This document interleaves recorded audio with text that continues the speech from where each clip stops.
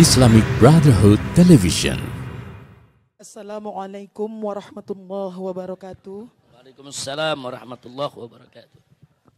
Saya Rosa Juliet Nasution dari Johar Baru. Iya. Afwan, saya minta izin untuk bertanya. Mungkin pertanyaan saya agak mungkin maksudnya tidak umum mungkin, tapi karena ini memang saya sedang mengalami masalah ini, saya bersyukur benar kepada Allah dipertemukan dan bisa menanyakan langsung kepada Habibana, Masya Allah. Begini Habib, bagaimana di mata hukum syariah Islam, apakah betul ada yang disebut dengan, saya karena awam, bukan sebutan saya, tapi saya mendengar orang-orang bilang itu bisa dibilang sakit lah. Seorang manusia, seorang kita nih, sering ditumpangi kemasukan jin. Apakah itu ada di dalam Islam? Ya, kalau bahasa awam kita tuh kesurupan ya. Tapi ini sering-sering, jadi orang yang melihat menyebutnya itu sakit gitu. Terus saya ini dialami anak kandung saya nomor 1, sudah hampir 3 tahun ini.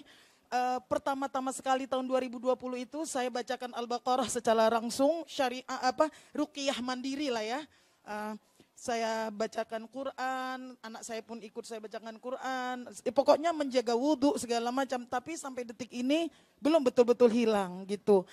Saya hanya untuk memastikan itu betulkah di dalam Islam ada yang disebut penyakit seperti itu.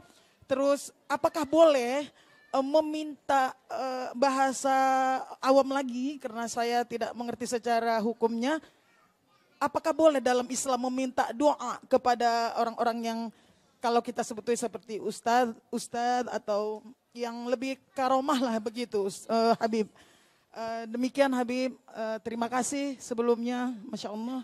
Assalamualaikum warahmatullahi wabarakatuh. Waalaikumsalam warahmatullahi wabarakatuh. Bagus, satu pertanyaan yang cukup fokus dan serius.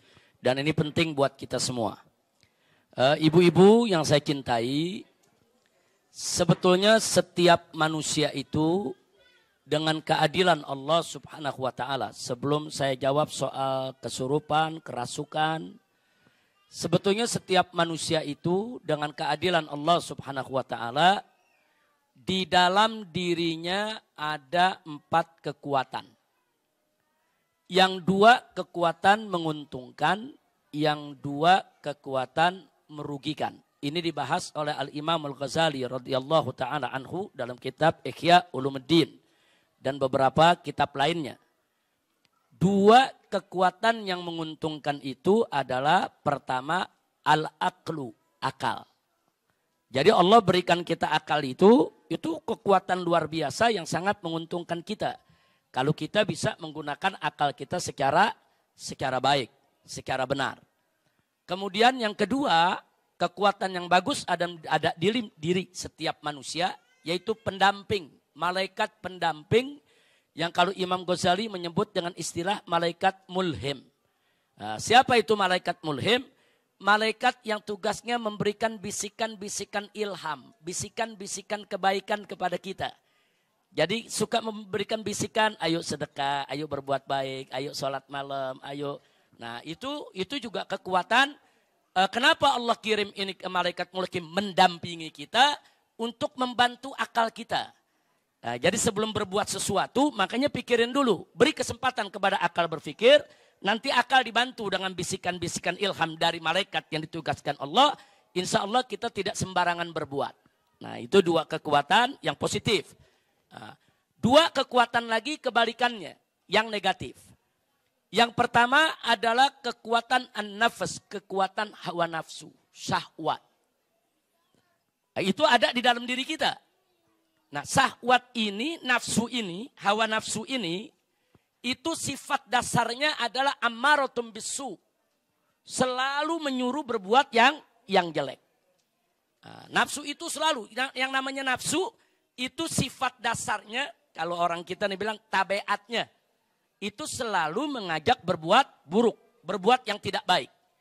Nah, nafsu ini dibantu oleh setan pendamping, qarin. Nah, biasanya disebut qarin.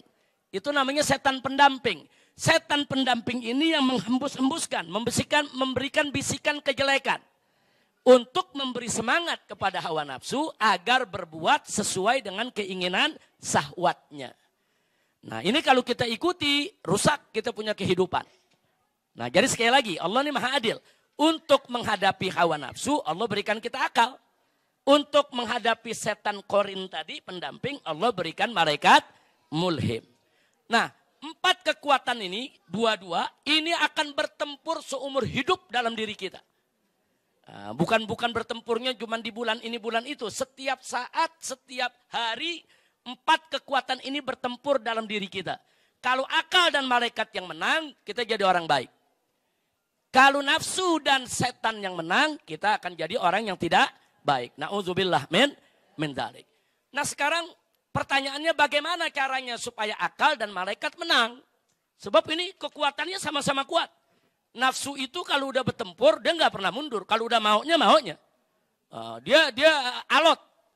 Begitu juga setan. Setan nggak pernah, kalau ngegoda manusia udah nggak ada tidurnya. 24 jam kita digoda terus. Jadi yang kita lawan ini bukan sembarang kekuatan.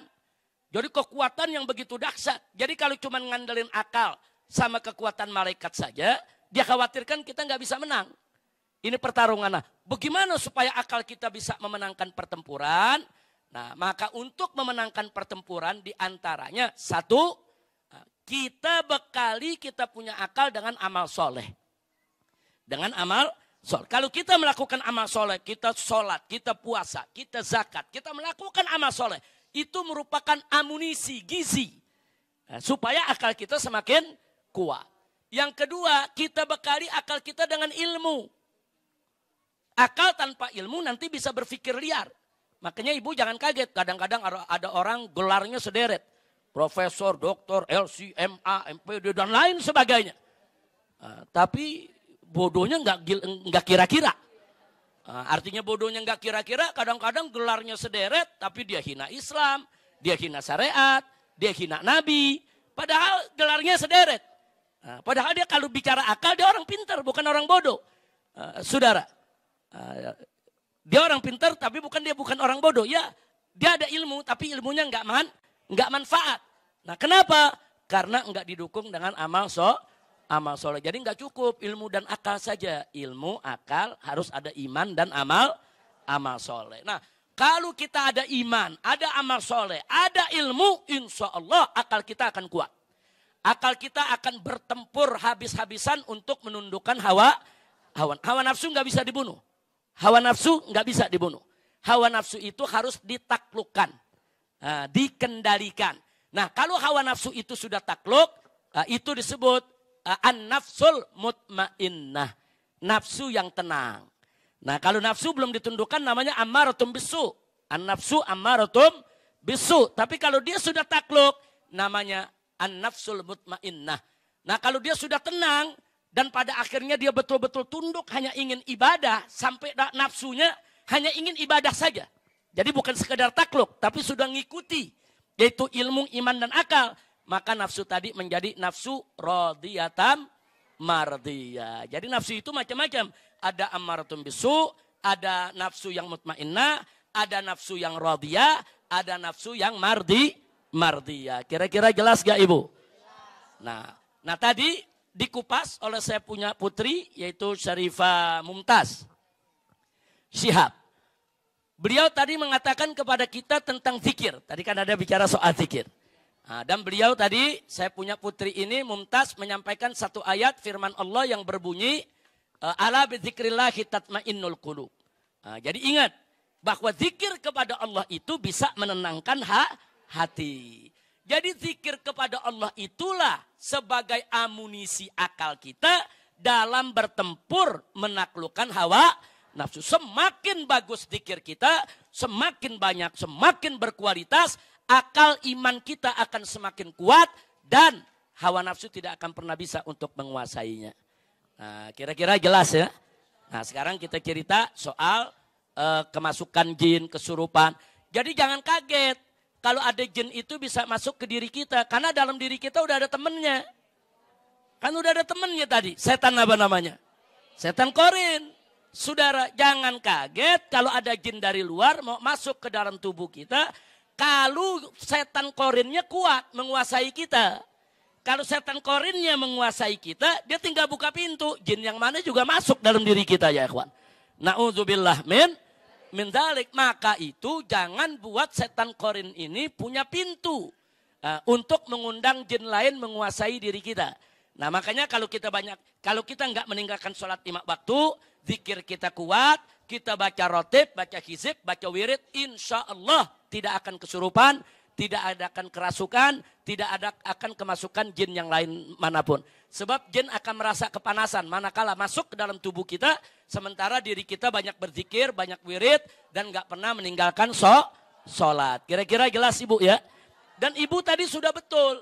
Kalau ada keluarga kita yang kelihatannya berbeda, seperti dianggap kemasukan jin atau kesurupan, sudah betul. Ruqyah, yaitu dengan membacakan ayat-ayat suci Al-Quran. Ada ayat-ayatnya, ada bagian dari surat Al-Baqarah, ada bagian dari surat Al-Jin, ada bagian dari surat-surat lain. Dibacakan, itu cara ibu sudah betul.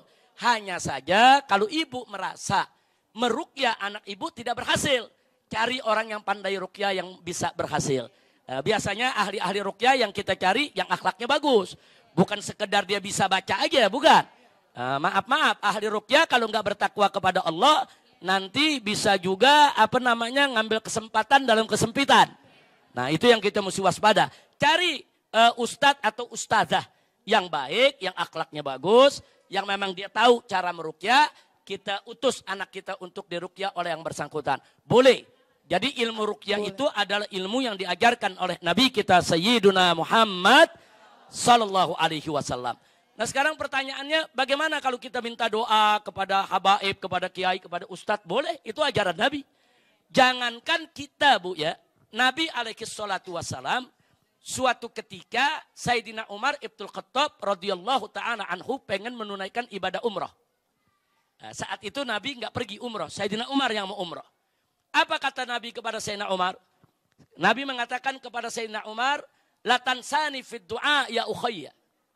Jangan kau lupakan aku dalam doamu, wahai Umar. Subhanallah. Wahai saudaraku Umar, jangan kau lupakan aku dalam doamu.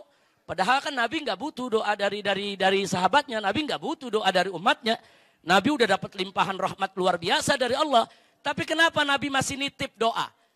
Jangan lupa. Ingat-ingat kita dalam doa ente. Nah ini makanya di sini perlu kita tahu bahwa Nabi dalam hal tersebut bukan butuh daripada doa kita, tapi Nabi mendidik dan mengajarkan kita. Kalau ada orang pengen umroh, minta doanya.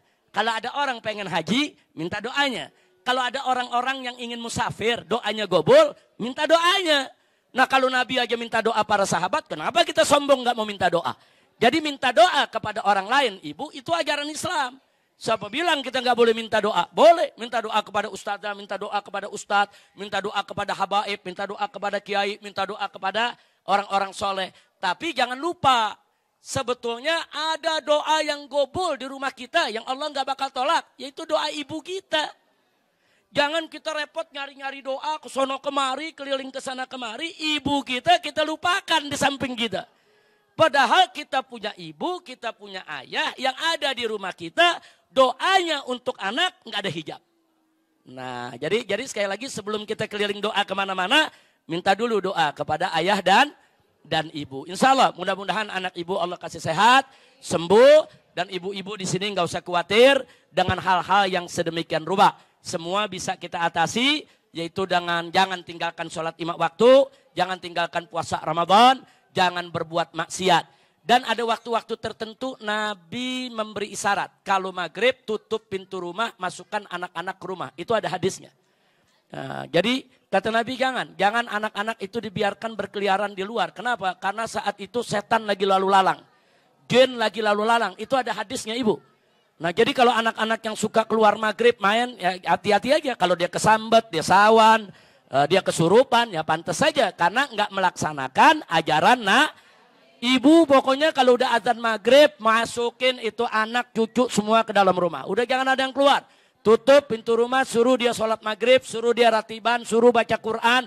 Paling enggak sampai isya. Nanti maghrib sampai isya, TV, radio, apa semua matiin. Jangan ada yang berbunyi. Dulu di Jakarta begitu Bu. Dulu zaman saya kecil lagi nih, kalau udah maghrib di dalam rumah itu tiap rumah yang kedengeran orang ngaji. Yang baca Quran, yang baca ratib. Kalau sekarang begitu azan maghrib tiap rumah yang kedengeran, yang dangdutan, yang rokan, wah udah macam-macam. Nah ini mesti kita rubah. Jadi maghrib tutup, tunjukkan ciri kita sebagai masyarakat Islam. Masyarakat Islam itu bagaimana? Oh maghrib, sholat, kunci pintu, masukin anak-anak kecil. Jangan sampai anak kita kena gangguan setan atau jin yang ada di luar rumah ketika itu. Ini Nabi yang ngajarkan, suruh masuk itu anak-anak ke dalam rumah. Nah karena itu ibu jangan dikit-dikit kalau kita ngomong begitu orang tua, wah itu takhayul, wah itu khurafat. Enggak, ada hadisnya. Kalau anak kecil disuruh masukkan setiap maghrib. Kira-kira jelas ibu ya? Mudah-mudahan kita semua, ibu-ibu, putra-putrinya semua dijaga oleh Allah. Dijauhkan dari iblis yang terkutuk. Dijauhkan dari gangguan setan, gangguan jin. Dan dijauhkan dari gangguan ain. Ibu, di dalam hadis itu ada yang namanya gangguan ain. Ain itu, penyakit ain itu, makanya kalau ibu punya anak atau cucu yang lucu, yang bagus, jangan terlalu sering dipertontonkan depan orang.